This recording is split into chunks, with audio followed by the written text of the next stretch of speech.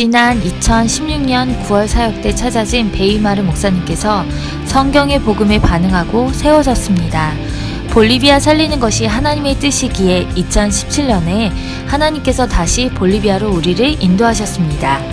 베이마르 목사님이 계신 오루로와 우리가 처음 들어가는 지역인 코차밤바, 산타크루스로 들어갑니다. 하나님께서는 베이마르 목사님께 코차밤바와 산타크루스 지역에 전혀 모르는 목사님들을 연결시켜 주셨고 너무나 놀랍고 빠르게 집회 준비를 시작하신 것입니다. 번개 같은 응답으로 준비된 산타크루스 집회부터 2017년 2월 볼리비아 사역이 시작됩니다. 2017년 2월 6일 인천공항에서 출발하여 5번의 비행을 거쳐 볼리비아에 도착했습니다. 산타크루즈는 이미 2월 5일부터 콜롬비아 팀이 도착하여 사역을 하고 있었습니다. 주일날에 3개의 교회를 순회하면서 성경의 복음을 전했고 한 교회만 반응을 하여 이 교회에서 이틀 집회를 하고 있었습니다. 또 우리보다 조금 일찍 이달고 목사님께서도 볼리비아에 도착하셨습니다. 집회 중 점심시간에 라카 목사님을 포함한 몇 명의 사람들을 모아 성경의 전도를 전달했습니다. 이후 라카 목사님이 복음으로 세워지면 지역을 다 살릴 수 있겠다는 판단이 들어 다음 사역지인 코차밤바에 함께 갈 것을 제안했고 라카 목사님은 큰 교회를 담임하고 계심에도 불구하고 흔쾌히 수락했습니다. 오후 집회를 마무리하자마자 12시간 떨어진 코차밤바로 출발했습니다. 저녁 7시 넘어서 출발했기에 다음날 오전 7시면 도착할 줄 알았던 코차밤바.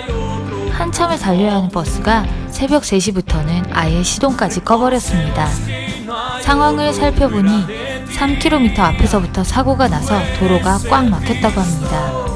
볼리비아는 산이 많고 도로 상태가 좋지 않아 도로 하나가 막히니 그 길을 이용하는 모든 차가 멈춰버렸습니다. 오전 9시부터 잡혀있던 코차밤바의 집회를 연기했고 오후 집회 시간도 지킬 수 있을지 불확실했습니다. 그러나 집회 장소를 제공한 목사님께서는 동영상을 보며 기다릴 테니 오후에라도 와달라는 강한 요청을 했습니다. 다행히 오전 9시부터 길이 정리되어 오후 12시 30분경에 코차밤바에 도착할 수 있었습니다.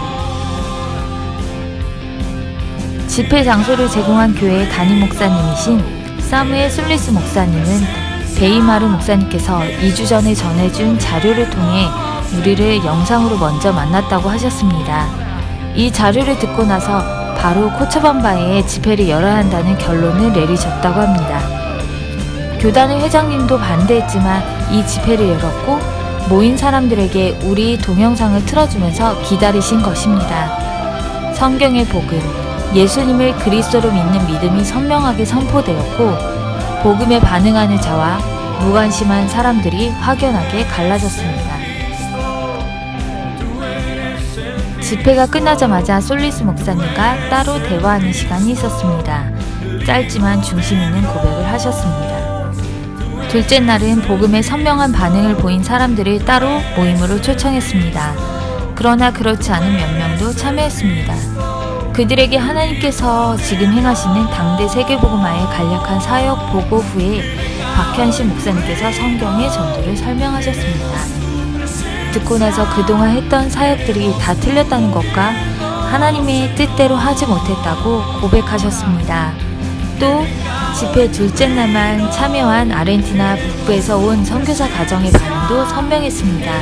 전도도 해보고 교회도 성장시켰고 설교를 통해 사람들에게 감동을 줬지만 이 말씀으로는 하지 못했다고 고백했습니다. 집회 이후 중요한 분들은 따로 연락처를 받아 베이마르 목사님과 연결시켰습니다. 다음 지역은 오루로입니다. 이곳은 베이마르 목사님께서 계신 지역이며 볼리비아 사역의 마지막 지역입니다. 5시간이 걸려 오루로에 도착했습니다. 오루로의 고도는 3,700m입니다. 라파스의 엘 알토만큼 높지 않지만 고산병을 고려할 만큼 높은 지역입니다. 다음날 오전부터 같은 교단인 예언적 하나님의 교회에서 집회가 시작되었습니다. 우리 팀의 상태는 그다지 좋지 않습니다. 고산병으로 두통, 몸살, 호흡 불편감을 호소했고 메시지를 전하시는 목사님들도 메시지 중 목이 아프고 숨이 차다고 하셨습니다. 베이마르 목사님께서 지난 사역 이후 오르로의 지인 목사님들과 신학교 동기들에게 복음을 전했으나 받지 않았다고 합니다. 이번 집회는 우리에게 받은 은혜를 표현한 사람들이 있었습니다. 그중 로베르토 유크라라는 젊은 목사님은 집회 시작하기 전에 유일하게 기쁨으로 찬양하고 말씀을 깊이 받으셨던 분입니다. 유크라 목사님은 예수님을 그리스도로 듣는 것은 매우 새롭고 참된 왕, 참된 제사장, 참된 선지자로 듣는 것이 놀랍고 예수님을 완전히 다르게 믿게 되었다고 고백했습니다. 나중에 알고 보니 베이마르 목사님을 돕는 여 목사님의 아들이었습니다.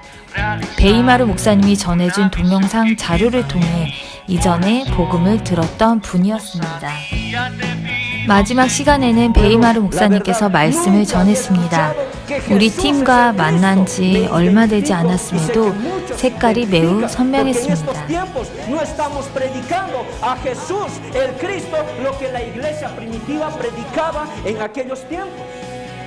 쉬는 시간에 남미팀은 말씀에 반응하는 사람들을 확인했습니다.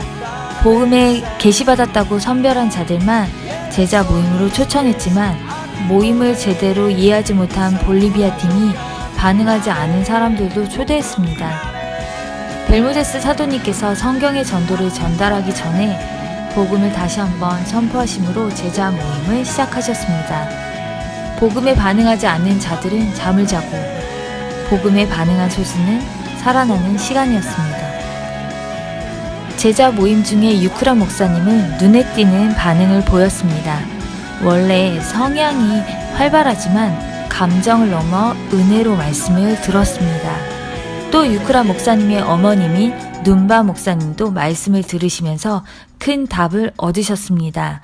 이분은 베이마르 목사님과 직접 연결된 분이기에 이분의 마음문을 여신 것이 볼리비아 복음화에 큰 유익이 될 것이라 생각됩니다. 이 집회를 마치고 바로 짐을 챙겨 버스 터미널로 갔습니다. 라카 목사님과 베이마르 목사님과는 작별 인사를 했습니다. 이분들에게 사역과 남미 팀들과의 나눔을 통해 복음의 깊은 부분이 전달되었습니다. 짧지만 길게 느껴진 볼리비아 사역은 하나님의 음성을 듣는 시간이었습니다.